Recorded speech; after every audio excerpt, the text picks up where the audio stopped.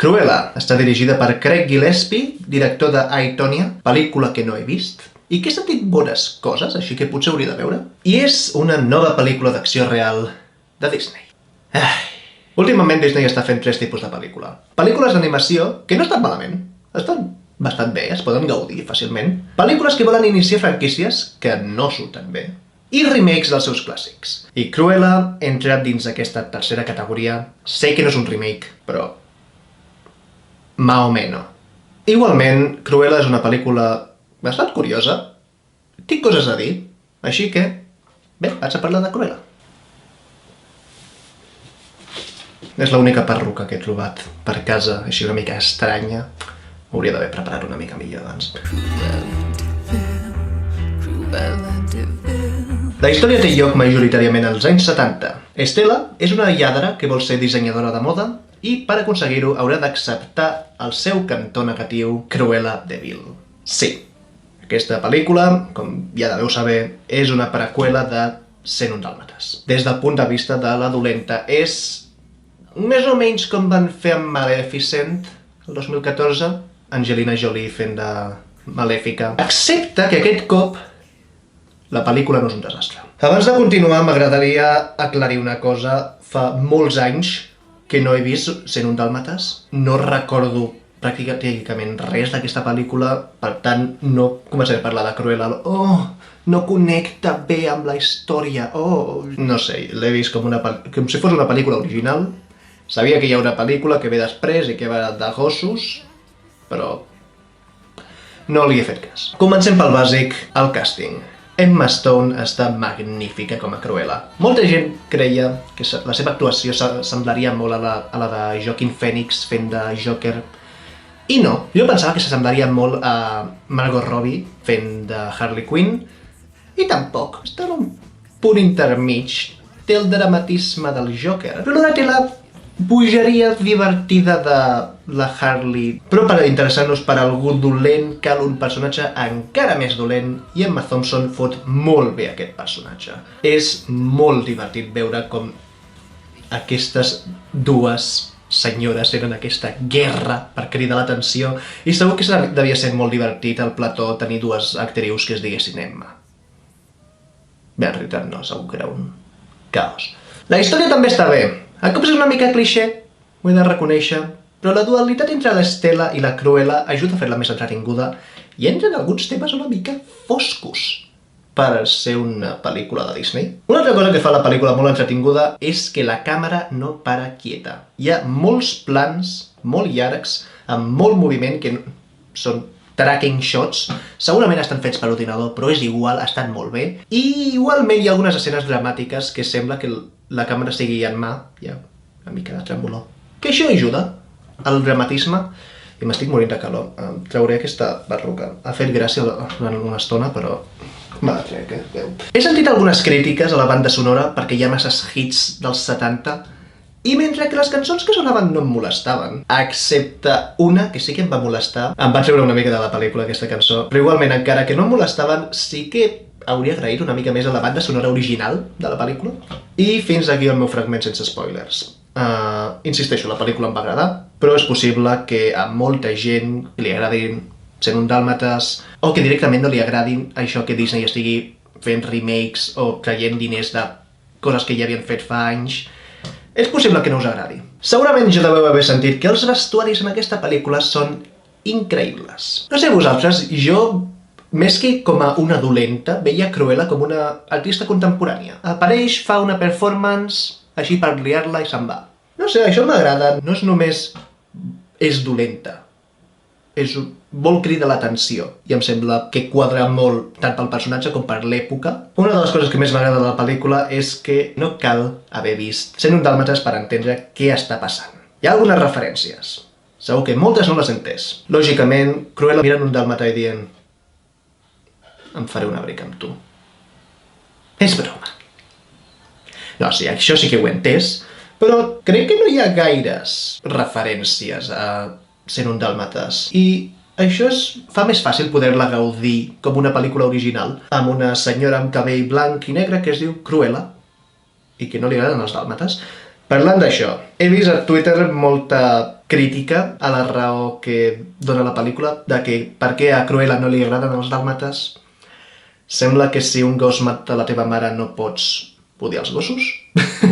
No sé, jo tampoc ho vaig veure com val, aquesta és la raó per la que odia els dàlmates. Crec que l'escena donava més importància al sentiment d'autoculpa, de, hòstia, he causat la mort de la meva mare, ves que aquest gos em pes la meva mare per un precipici. I hi ha un personatge obertament gay. I això és tot el que diu la pel·lícula, així que és tot el que diré. Tot això, he de dir que és una de les pel·lícules recents que millor utilitza el missatge d'empoderament femení. Crec que ningú ho ha dit, això. Però sí, jo diria que Cruella és una pel·lícula que té aquest missatge d'empoderament femení. No sé, mirem-ho així. És una dona que ha d'acceptar com és ella, encara que tothom al seu voltant diu que s'ha de controlar. Ho veiem molt amb el seu cabell, t'has de tenyir el cabell o t'has de tapar el cap per no cridar l'atenció. Suposo que m'agrada com ho han fet perquè és discret, cosa que recentment costa molt trobar. Quan vaig parlar de Wonder Woman 2 vaig parlar de que aquella pel·lícula exagerava molt el masclisme i simplificava molt el feminisme. En aquest cas no es dona. Sí que hi ha algun cop de aquest home blanc és dolent perquè és un home blanc, però tampoc gaire. Crec que el fet de que la dolenta principal de la pel·lícula sigui una dona ajuda. A més, retorcen una mica el missatge aquest feminista, perquè Cruella vol ser dolenta, ha d'acceptar que és dolenta, que no és una bona persona. Van fer suficients canvis com perquè digués, val, és discret i m'agrada.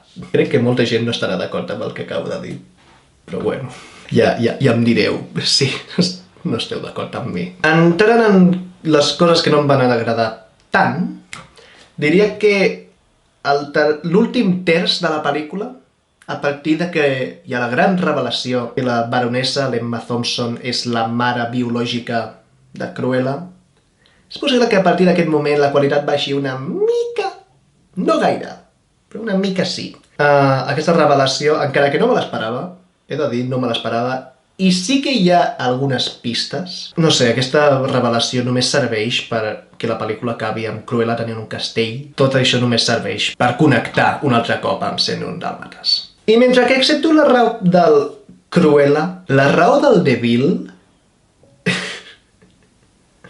la raó del Deville és horrible. Una altra cosa, no sé qui va tenir la idea de posar-li una perruca a Mark Strong per un flashback. Mark Strong és un dels actors calbs més famosos que tenim actualment i li han posat una perruca a un flashback. No sé qui va tenir la idea, però mala idea, perquè la perruca aquella es veia més falsa que els gossos fets per ordinador d'aquesta pel·lícula. Què per cert? Sí, es nota que els gossos estan fets per ordinador.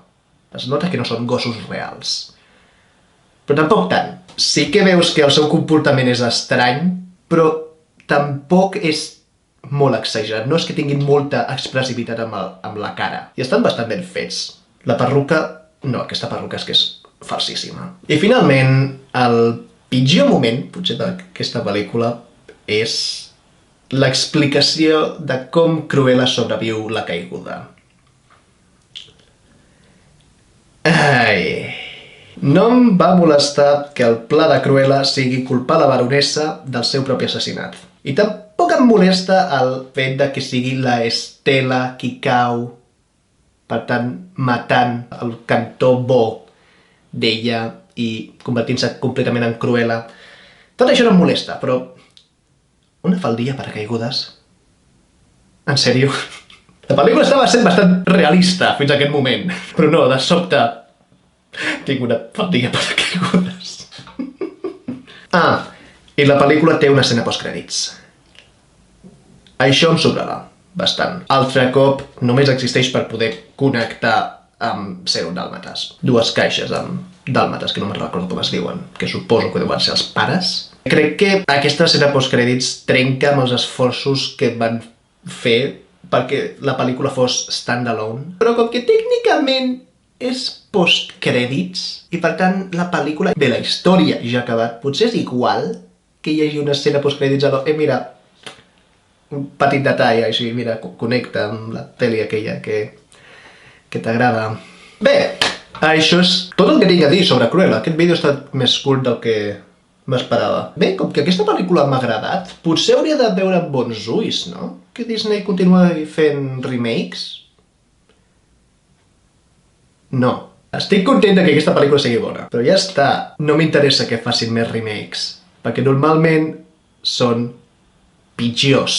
Crec que el Llibre de la Selva és l'únic remake que és acceptable, però després hi ha pel·lícules com La Bella i la Bèstia, que és literalment el mateix, o El Rei Lleó, que és literalment el mateix, o Mulan, que és inconcebible com algú va decidir posar diners en fer allò. I dubto molt que torni a anar al cinema a veure un remake de Disney.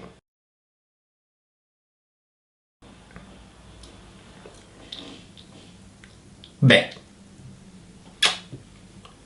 Doncs Disney, si l'heu de fer, si us plau, com a mínim, el mateix director, mateixos guionistes, mateix compositor i, sobretot, mateixa dissenyadora de vestuari, si us plau. Ah, sí, i Emma Stone, també. Bé, en principi, en pocs dies aniré a veure A Quiet Place 2. Suposo que tindré coses a dir, per tant podreu esperar una crítica pròximament. I, tal com vaig anunciar per Twitter fa uns dies, tinc planejat fer un vídeo sobre Prometheus. També el podeu esperar aquest vídeo pròximament i prepareu-vos perquè tinc bastant a dir sobre aquesta pel·lícula. Adéu.